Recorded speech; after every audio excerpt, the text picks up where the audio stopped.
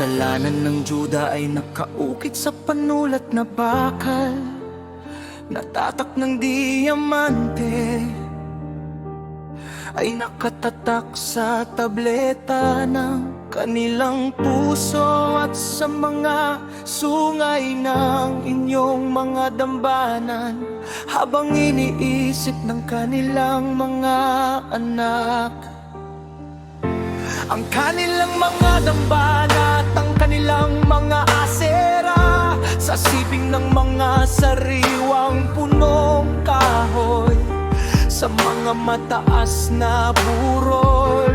O aking bundok sa parang, ibibigay ko ang iyong mga kayamanan at ang lahat ng iyong mga kayamanan na pinakahuli at ang iyong mga mataas na dako.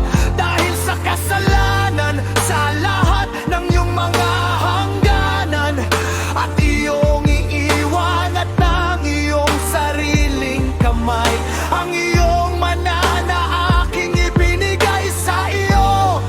At papaglilikurin kita sa iyong mga kaaway sa lupain na hindi mo nakikilala, sapagkat kayo ay nagpaningas ng apoy ng aking puot na magniningas magpakailanman. Ganito ang sabi ng Yahweh, sumpahin ng tao na tumitiwala sa tao at ginagawang laman ng kanyang bisig, at ang puso ay tumatalikod sa alahaya, sapagkat siya'y magiging parang puno ng enebro sa ilang, at hindi makakakita pagdating ng mabuti, kundi maninirahan sa mga tuyong dako sa ilang, sa lupaing maalat at hindi tinatahanan. Alapala ang tao na tumitiwala sa Yahweh, at ang alahaya ay kanyang pagtitiwala, sapagkat siya'y magiging parang punong kahoy na nakatanim sa tabi ng tubig, na nagpapadaloy na kanyang mga ugat sa patis at hindi napapansin pagdating ng init. Ngunit ang kanyang dahon ay luntian at sa taon ng tagtuyot ay hindi nababahala. Di tumitigil man sa pagbunga, ang puso ay mandaraya ng higit sa lahat ng bagay at lubhang napakasama. Sinong makakaunawa nito? Ato ang Yahweh, alahaya ay sumisiyasat ng puso. Ako'y sumusubok ng mga pag-iisip upang bigyan ng bawat tao ayon sa kanyang mga lakad, ayon sa bunga ng kanyang mga gawa, gaya ng pugad na pinapisa ng mga itlog na hindi niya inilagay. Gayon ang tao na kumikamal ng mga kayamanan, ngunit hindi sa katuwiran. Sa kalahati ng kanyang mga kaarawan ay iiwanan niya ang mga ito, at sa kanyang katapusan ay magiging isang hangal, isang maluwalhating luklukan. Magtaas mula pa ng una ang dako ng ating santuaryo. O Yahweh, pag-asa ng Israel, lahat na nangiiwan sa iyo ay mapapahiya. Mga lumalabag sa akin ay masusulat sa labog, sapagkat kanilang pinamayaang ang alahaya ang bumang ng buhay na tubig. Pagalingin mo ako, O Yahweh, at ako'y gagaling. Iligtas mo ako at ako'y maliligtas, sapagkat ikaw ang aking kapurihan. Narito kanilang sinasabi sa akin, saan nandoon ang salita ng Yahweh? Dumating na ngayon.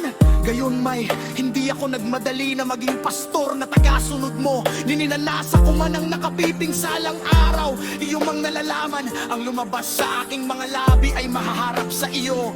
Huwag mo akong katakutan, ikaw ay aking kanlungan sa araw ng kasamaan. Mapahiya nawa ang aking mga uusig, ngunit huwag akong mapahiya. Panglitan mo sila, ngunit huwag akong panglitan. Dalhin mo sa kanila ang araw ng kasamaan, at sirain mo sila ng pangalawang pagkawasan. Pagpapaging banal sa araw ng pamamahinga.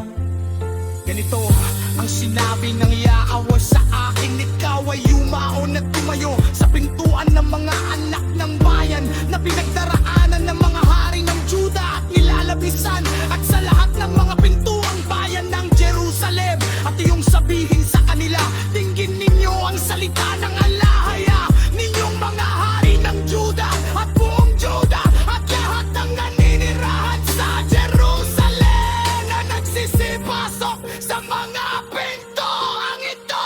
Ganito ang sabi ng niamaw alahaya.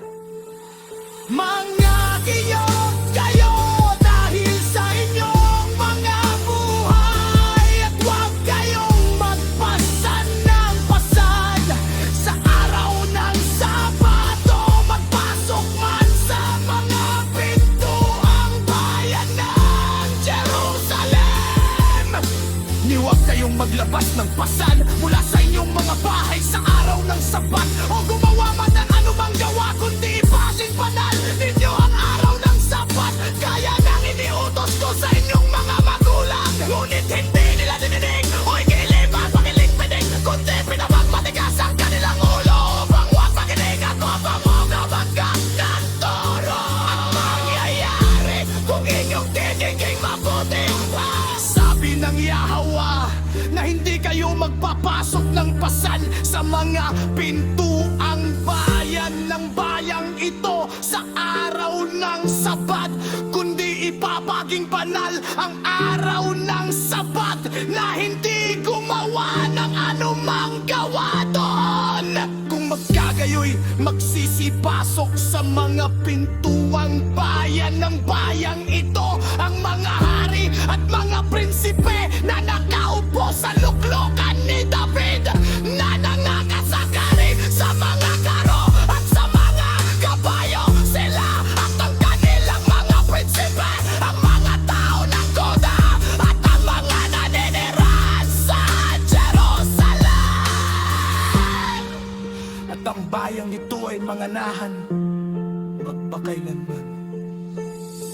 At mula sa makakalan ng Juda, at mula sa makalansangan ng Jerusalem, at mula sa lupain ng Benjamin,